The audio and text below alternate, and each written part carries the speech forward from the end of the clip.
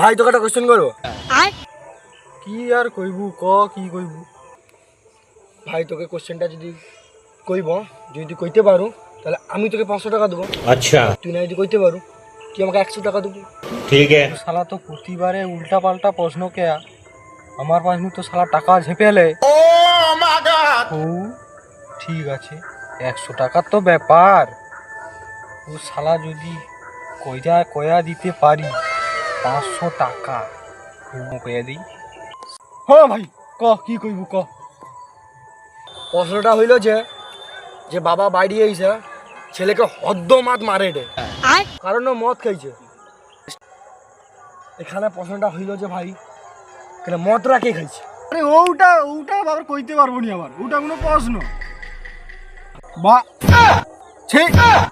শালা তো বাবা কইলে ছেলে দেবে, ছেলে কইলে বাবা কইবে। শালা কি করবো রে?